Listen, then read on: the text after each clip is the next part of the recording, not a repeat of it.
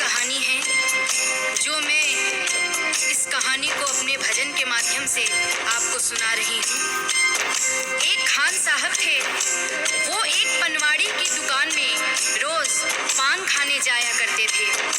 एक दिन उन्होंने उसकी दुकान में एक तस्वीर देखी जिसमें छोटे से बालक की छवि थी।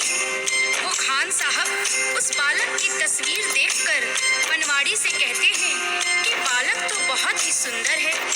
इसके सिर पर मोर मुकुट, कानों में कुंडल, तन पे पीतांबर और पाँव में पैजनियां कितने सुंदर लग रहे हैं।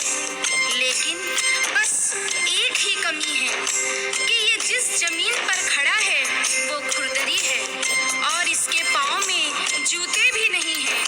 ये खुरदरी जमीन इस नन्हे पाँव में चुभती होगी।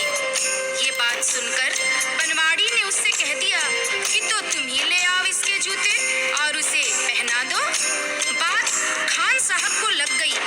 दूसरे दिन ही वो उस बालक के नन्हे पाँव के लिए जूते बनवाकर पनवाड़ी के दुकान पर पहुंच गया और पनवाड़ी से कहा कि देखो मैं इस बालक के लिए जूते ले आया हूँ, उसे बुला लो, मैं उसे पहना दूंगा। पनवाड़ी ने कहा, अरे ये बालक तो यहाँ नहीं रहता है, ये तो वृंदावन में रहता है। वृंदावन में? खान साहब कहते हैं, वृंदावन में? वो कहता है, हाँ ये तो वृंदावन में रहते हैं। तो खान साहब कहते हैं, चलो वृंदावन में ही पहना देंगे, लेकिन जरा उसका नाम और पता तो बता दो। तो पनवाड़ी कहता है कि खान साहब वृंदावन में जाकर किसी से भी पूछ लेना कि श्याम कहाँ रहता है, तो सभी बता देंगे। अब वो खान साहब वृंदावन पहुंच जाते हैं और हाथों में पादुका लेकर किस तरह से श्याम को ढूंढ रहे हैं।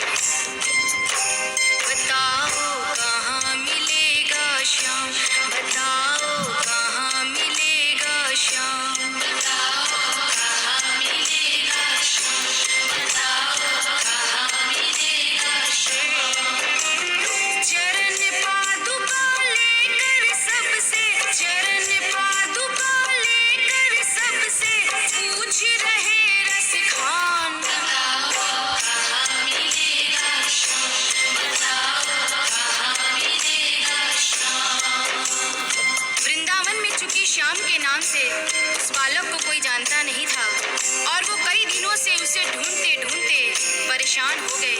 आखिर एक सज्जन व्यक्ति जो उनको कई दिनों से देख रहा था और अपने पास बुलाकर पूछता है कि अरे भाई तुम किस श्याम को ढूंढ रहे हो, उसका हुलिया मुझे भी तो बताओ ताकि मैं तुम्हारी कुछ मदद कर सकूं।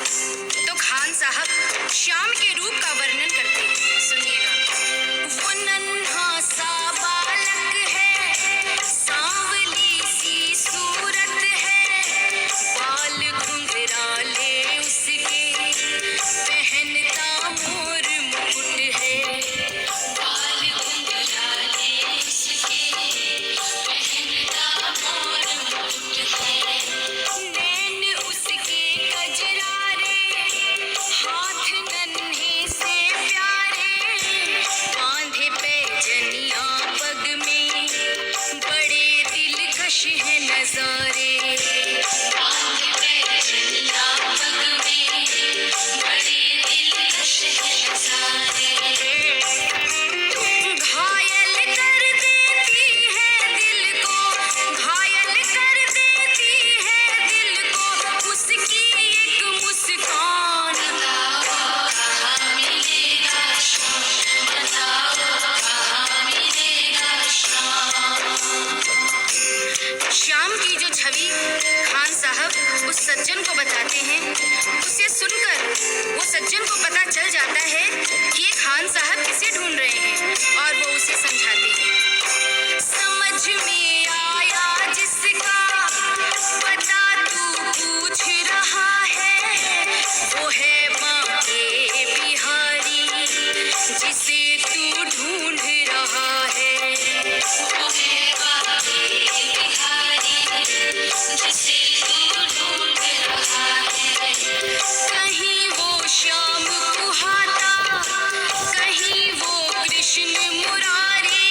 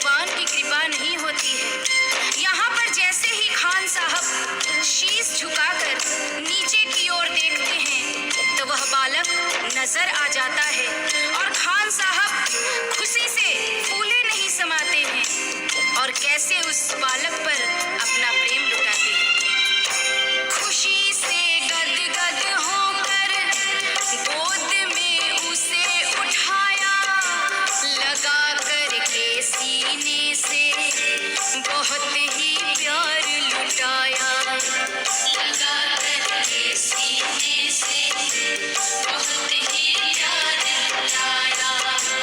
पादुका पहनाने को पाँव जैसे ही उठाया, नजारा ऐसा देखा कलेजा मुँह को आया, नजारा ऐसा देखा कलेजा मुँह को आया। कांटे चुभ चुभ करके घायल, कांटे चुभ चुभ करके घायल हुए थे नन्हे पाँव। बताओ कहाँ मिलेगा शाम, बताओ कहाँ मिलेगा शाम। बालक के नन्हे नन्हे पाँव कांटे चुभ चुभ कर छलनी हो जाते हैं, जिसे देखकर खान साहब का हृदय रोने लगता है और उनके आंखों में आंसू आ जाते हैं। वो सोचते हैं कि तस्वीर देखकर मुझे जिस बात का डर था वही हो गया है। ये खुरदरी जमीन पर चलकर आया है जहाँ फूलों में कांटे पड़े होंगे, जिससे इसके पाँव घायल हो गए हैं। और उस नन्हे बालक से खान साहब रोते रोते कहते हैं, खबर देते तो खुद ही तुम्हारे पास में आता, न पग में छाले पड़ते न चुभता कोई कांटा। अब वो नन्हा बालक उस खान साहब की उंगली पकड़कर मंदिर के अंदर ले जाता है और बांके बिहारी की मूरत की तरफ इशारा करके कहता है कि बोलो खान भाई बोलो, अगर मैं तुम्हें अंदर बुला लेता तो तुम क्या मुझे पहचान पाते? क्या तुमने यही मूरत अपने दिल में मेरे लिए बसाई थी?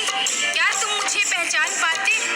नहीं पहचान पाते ना, इसलिए ही छवि जैसी तू मेरी बसा के दिल में लाया, उसी ही रूप में तुझसे यहाँ मैं मिलने आया, उसी ही रूप में तुझसे यहाँ मैं मिलने आया।